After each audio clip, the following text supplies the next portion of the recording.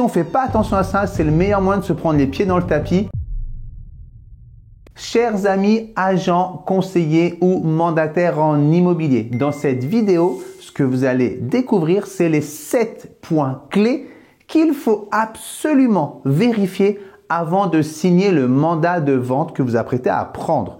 Cette vidéo, je l'ai tournée de manière très simple, mais ô combien le contenu est méga super important pour vous, pour toi qui regarde cette vidéo. Tu es conseiller, tu es mandataire, tu es agent immobilier avec porteur de la carte T. Cette vidéo va t'intéresser. Les 7 points clés que je vais vous dévoiler, les amis, sont cruciaux, fondamentaux, essentiels à bien vérifier avant de vous engager en signant le mandat. D'ailleurs, c'est quoi un mandat de vente? En substance, c'est ni plus ni moins qu'une mission que l'on accepte.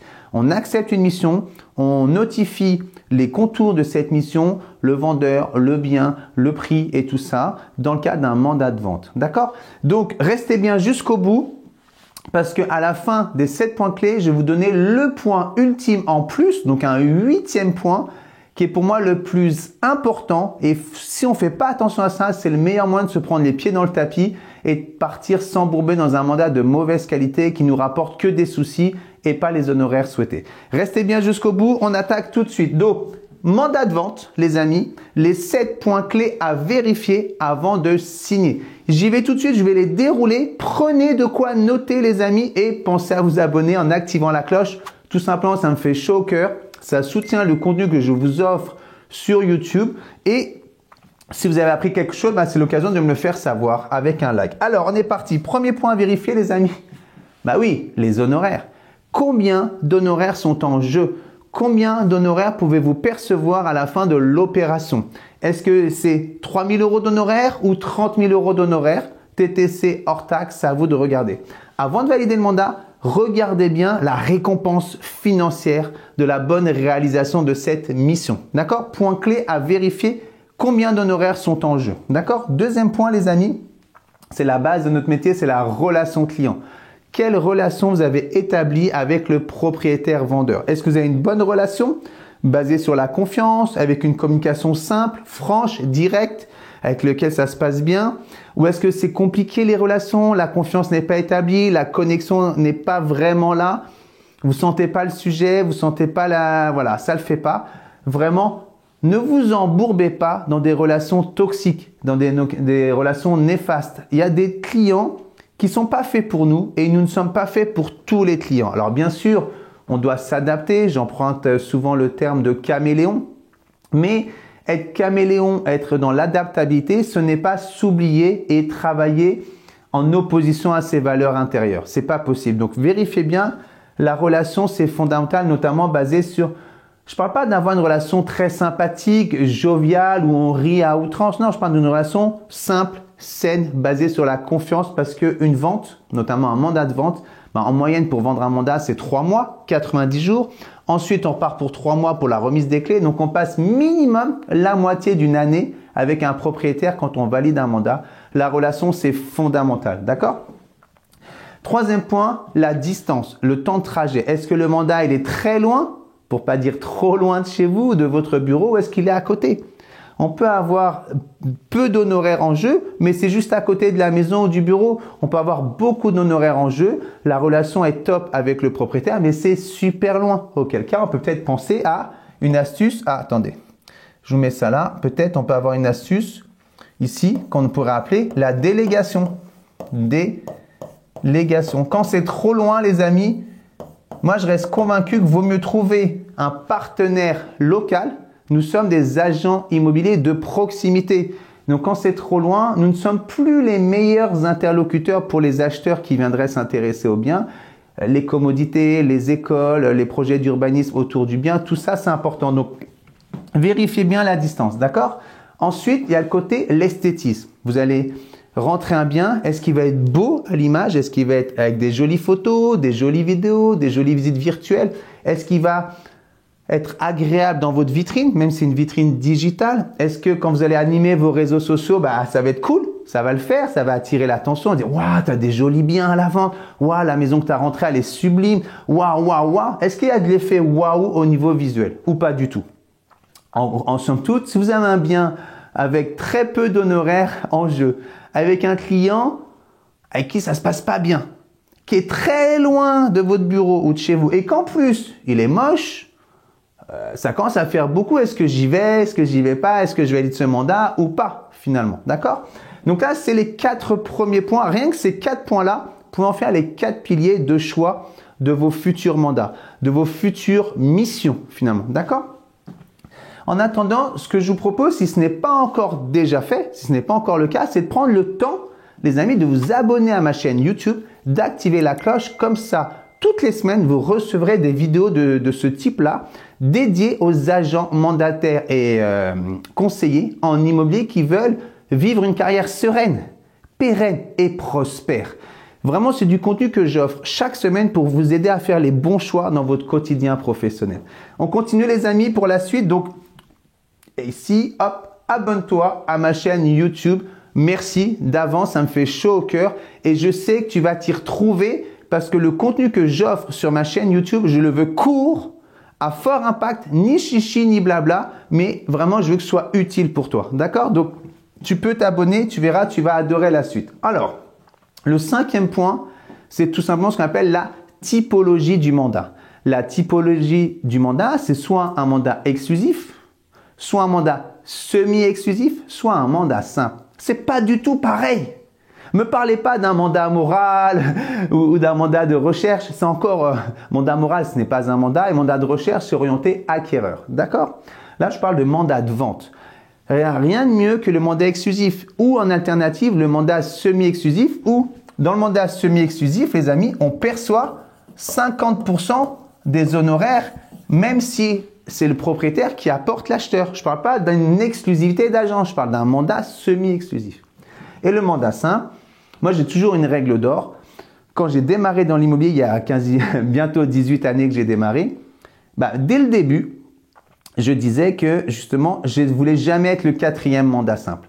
Quand j'étais en mandat simple au début, j'ai toujours eu cette règle qui n'est pas plus que 4 mandats simples en même temps et que ce soit le même prix affiché partout. Donc, vous pouvez vous donner des règles aussi, des règles internes à chaque typologie de mandat. Mais gros point de vigilance, d'accord? La typologie de mandat, c'est pas pareil, un simple, une exclue, une semi-exclue, ok? Ensuite, les amis, c'est tout bête, mais c'est le rapport entre l'offre et la demande. Nous sommes rémunérés 1 centime ou plus uniquement quand on arrive à l'acte définitif de vente. Ça veut dire quoi? Que si tu rentres un bien qui n'a pas du tout de demande et que tu le traînes pendant 1 an, 2 ans, 3 ans, tu n'auras jamais de gain au sens financier du terme. Il faut qu'il y ait un minimum de lien entre l'offre et la demande. Donc, tu vas regarder si l'offre elle est égale à la demande, si l'offre elle est supérieure à la demande ou si l'offre elle est inférieure à la demande. Bien sûr, il y a un marché général avec des macro-indicateurs, mais il y a surtout dans l'immobilier, dans notre métier, un marché local. Même on parle de micro-marché. Donc, vérifiez bien entre les critères du bien, l'offre et la demande, l'emplacement aussi. L'emplacement, c'est super important. Où est situé le bien? D'accord? Allez, on continue. Un 7e critère qui me semble vraiment fondamental, tout simplement, c'est l'écart entre le prix que souhaite gagner le vendeur, le prix que tu as estimé par rapport au marché et le prix affiché qui a été choisi communément entre le vendeur et toi-même. D'accord? Donc, tu as un prix affiché, tu as un prix estimé et tu as le prix souhaité par le vendeur. S'il y a trop d'écart dans tout ça, est-ce qu'il faut vraiment y aller ou pas? Moi, j'ai toujours appliqué la règle des 10%. Quand j'ai un joli bien, bien situé, avec une demande forte sur ce type de bien, j'accepte jusqu'à 10% au-dessus du prix que j'ai estimé. Si c'est un bien qui cumule les critères boudés, qui est loin de mon bureau, avec la relation vendeur, elle n'est pas dingue, et qu'en plus il en vaut très cher et que j'ai pas de demande, là c'est sûr que j'y vais pas. Ça c'est vraiment important. D'accord? Donc, la question qu'on peut se poser, c'est comment utiliser ces 7 points clés de vérification. Moi, je t'invite à les classer. Comme tu as appris de quoi noter, tu peux tout de suite les classer par ordre de priorité par rapport à qui tu es et comment tu abordes ton métier. Si par exemple pour toi ça c'est plus important qu'un autre point, tu te les mets dans l'ordre d'importance par rapport à comment tu abordes ton métier, comment tu abordes ton quotidien professionnel. Pour moi, il n'y a pas un ordre vraiment plus important qu'un autre. Je ne les ai pas classés par ordre d'importance. Par contre, toi, je t'invite à le faire. Qu'est-ce qu'il y a de plus important pour toi? Est-ce que c'est la qualité relationnelle avec le vendeur ou est-ce que c'est que ce soit adapté au prix que tu as estimé ou est-ce que ce soit parce qu'il doit être joli, bien situé ou pas trop loin de chez toi? C'est à toi de choisir. D'accord? Donc, une fois que tu as hiérarchisé, tu peux les pondérer. Tu peux dire, par exemple, ce point-là, je vais être particulièrement vigilant. Ce qui est sûr, on a 7 points clés de contrôle avant de signer le mandat. Si ces 7 points-là ont un résultat négatif, ne valide pas le mandat. Ne prends pas le mandat, pars pas dans un bourbier. Garde ton énergie, garde ton temps pour trouver d'autres mandats de meilleure qualité. D'accord? Allez, on reprend. Donc, on a les 7 mandats. Je vais donner mon avis personnel pour les débutants. Parmi vous, il y a des débutants qui regardent cette vidéo et qui n'ont pas ou peu de mandats. Moi, je vous invite à appliquer la règle des 5. La règle des 5, prenez de quoi noter, c'est la suivante. La règle des 5, c'est tu as 5 points mandat. Ah, ça veut dire quoi? Un mandat simple, c'est égal à 1 point. Et un mandat exclusif, c'est égal à 3 points. D'accord? Quand tu démarres, ton urgence, c'est d'avoir 5 points mandat. Ça veut dire que tu as des mandats que tu mets dans ton épicerie d'agent immobilier. D'accord? Donc, soit tu as 5 mandats simples, soit tu as une exclusivité et 2 mandats simples. Ce que je veux te dire par là, tant que tu n'as pas tes 5 premiers points mandat, il ne faut pas faire la fine bouche sur les 7 points de contrôle. Ce que je veux te dire, c'est que les 7 points de contrôle qu'on vient d'aborder, de détailler, enfin détailler, on allait rapide, mais tu as compris, on les a nommés, eh bien, ta priorité, c'est les 5 premiers points mandat. Par exemple, moi, dans mon rythme de croisière, parce que j'ai oublié de vous dire, je m'appelle Arnaud Motreff, je suis conseiller en immobilier de proximité, tout comme vous qui regardez la vidéo. Moi, mon repère à moi, c'est 30 points mandat. Je dois toujours avoir 10 mandats exclusifs, ce que j'appelle ma ligne de flottaison. D'accord? Donc, en hiver, je suis plus autour de 8-9 mandats exclusifs et en été, je monte parfois à 12 voire 13 exceptionnellement mandats exclusifs qui me donnent autour de 30 points. D'accord? Chacun doit avoir son repère, sa ligne de flottaison. D'accord? Ensuite, alors, je vais vous donner le point le plus important pour moi. C'est la base de la base de la base. On va dire la fondation même de notre métier. Hein? C'est-à-dire qu'on peut avoir les 7 points, mais le plus important, avant toute chose, c'est, on est d'accord, le propriétaire lui-même. Qui est-il et quel est son projet? Hein? Donc ça, c'est vraiment important, c'est qu'avant toute chose, il faut bien comprendre, bien découvrir et bien comprendre quel est le projet du propriétaire. Qu'est-ce qui l'amène à vendre son logement? Combien de temps a-t-il devant lui? Quel est son degré d'urgence? Quelle est l'importance pour lui que ça se vende maintenant ou pas, plus tard ou pas? Donc ça passe avant tout par une découverte du propriétaire vendeur. Et ensuite, tu déroules tes points que tu attribues aux 7 points clés. Est-ce que tu as une bonne relation avec lui? Est-ce que c'est loin? Quels sont les honoraires engagés que tu peux aller gagner? Tout et tout. D'accord?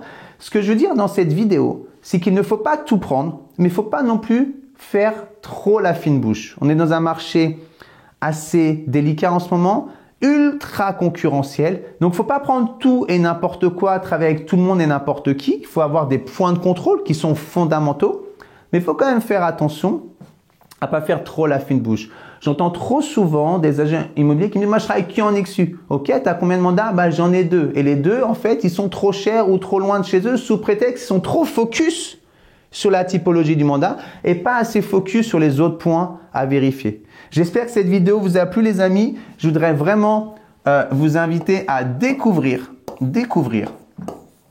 à qui vous avez affaire, quel est le projet du client avant d'offrir. D'accord? Ça, c'est le fondamental, vraiment à retenir. On découvre et ensuite on offre. Donc, on découvre, on a les 7 points de contrôle plus le point crucial, fondamental, qui est le projet du client et le client lui-même. J'espère que cette vidéo vous a plu. Mettez-moi vos questions et d'autres points de contrôle en commentaire. Je vais les lire avec beaucoup d'attention et je prendrai le soin d'y répondre. Et si vous voulez décortiquer ces points-là, soyez à l'aise de me solliciter. Je prendrai le temps de vous répondre également. C'était Arnaud Motreff pour vous détailler les 7 points de contrôle avant de signer vos prochains mandats de vente. À tout bientôt. Ciao. Bye bye.